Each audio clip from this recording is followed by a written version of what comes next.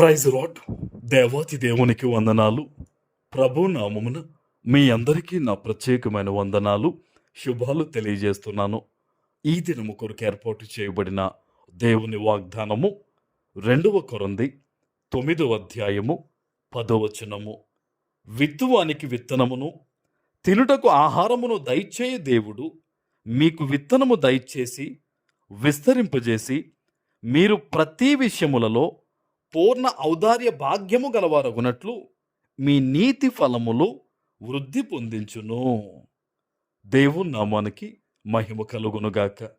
ఈ ఉదయకాల సమయంలో సర్వ సృష్టికర్త అయిన నీ తండ్రి నిన్ను ఆశీర్వదించి గొప్ప వాగ్దానాన్ని నీకు అందిస్తూ ఉన్నారు.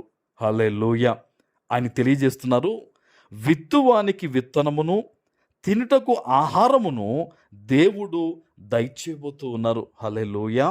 ఈరోజు ఎలాంటి పరిస్థితుల మధ్య నీవుండి, నాకు నెల గడిచిపోతూ ఉంది, నేను ఇంకా విస్తరించబడలేదు, నేను ఎస్టాబ్లిష్ అవ్వలేకపోతూ ఉన్నాను, ఆశీర్వాదం నా మీదకి వస్తుందా అని అనేక రకాల ఆలోచనలో ఉంటారు కొంతమంది. దేవుడు ఇదిగో నీ ప్రార్థనవి నీతో అంటున్నారు, విత్తువానికి విత్తనమును దయచేసేది ఆయనే, తినుటకు ఆహారము దయచేసేది ఆయనే. దేవుడు మీకు విత్తనమును దయచేసి విస్తరింపజేసి, దేవుడే నీకు ఆలోచన ఇవ్వబోతూ ఉన్నాడు, దేవుడే నీకు మార్గాన్ని చూపించబోతూ ఉన్నాడు, దేవుడే నీ బిడ్డల్ని కూడా ఆయన పోషించి ఆశీర్వదించబోతూ ఉన్నాడు. హల్లెలూయా. ఆయన మాటిచ్చాడు అంటే నెరవేర్చే దేవుడు ఆయన. ఈరోజు అనేక మంది మనుషుల దగ్గర నువ్వు మాట తీసుకోవడానికి ఇష్టపడతావు కదా. వాళ్ళు సహాయం చేస్తా అన్నారు, వీరు మాట సహాయం చేస్తా అన్నారు, వీరు మాకు సపోర్ట్ చేస్తా అన్నారని మనుష్యులిచ్చు మాట మీద నీకు అంత నమ్మకం ఉంటే, సజీవుడైన దేవుడు, సర్వ మానవాళిని సృష్టించినవాడు, ప్రపంచాలన్నిటినీ నిర్మించి పరిపాలిస్తున్న దేవుడు, ఆయన తన వాక్యమును వాగ్దానంగా నీకు ఇస్తూ ఉన్నప్పుడు నువ్వు నమ్ముతున్నావా దేవుని వాగ్దానాన్ని? నువ్వు నమ్మి దేవుని వాగ్దానం ఎత్తిపెట్టి విశ్వాసంతో ప్రార్థన చేసే వ్యక్తిగానే ఉన్నావా? జాగ్రత్త, అపవాది నిన్ను మోసపరుస్తూ ఉంటాడు. నువ్వు ఉన్న పరిస్థితులేంటి, ఇదిగో ఈ వాగ్దానం నీ కొరకు కాదు అని ఒక్కోసారి నిన్ను మోసపరుస్తూ ఉంటాడు. నువ్వు ఎలాంటి పరిస్థితుల మధ్య ఉండి ఈరోజు దేవుని వాగ్దానాన్ని నువ్వు వింటున్నావు అమ్మా? నీతో సేవకునిగా చెప్తున్నాను, విత్తుటకు విత్తనాన్ని ఇచ్చేది ఆయనే. నువ్వు ఏ రంగంలో ఉన్నా నువ్వు ప్రార్థన చేసినప్పుడు నిన్ను ఆశీర్వదించేది దేవుడే.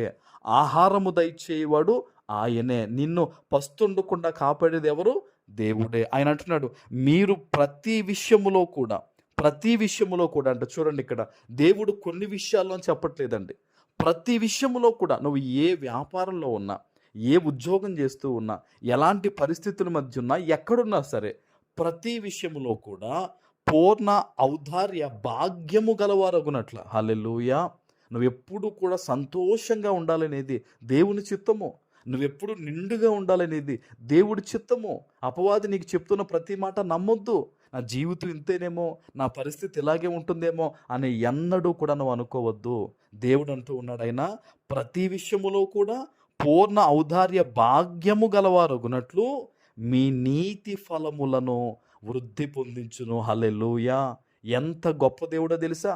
నువ్వు ఆశీర్వాదకరంగా ఉండాలని, నువ్వు దీవెనకరంగా ఉండాలని దేవుడు నిన్ను వృద్ధి పొందించబోతున్నాడు. ఆమెన్. ఈరోజు ఎక్కడి నుంచి నువ్వు ఈ దేవుని వాగ్దానాన్ని విన్నావో, ఈ వాగ్దానం ఎత్తిపెట్టి ప్రార్థన చేసి చూడు. యేసు నామంలో సేవకునిగా చెప్తున్నాను, నీ ప్రార్థన ముగియక మునిపే ఈరోజు ఈ వాగ్దానం నీ పట్ల నెరవేరబోతూ ఉంది. ఆమెన్. ప్రార్థన చేసుకుందాం. పరిశుద్ధుడా, మీకు వందనాలు. ఈ ఉదయకాల సమయంలో మీరిచ్చిన ఈ గొప్ప వాగ్దానము ప్రతి బిడ్డ జీవితంలో నెరవేర్చి స్థిరపరచమని యేసు నామమున ప్రార్థిస్తున్నాను తండ్రి. ఆమెన్.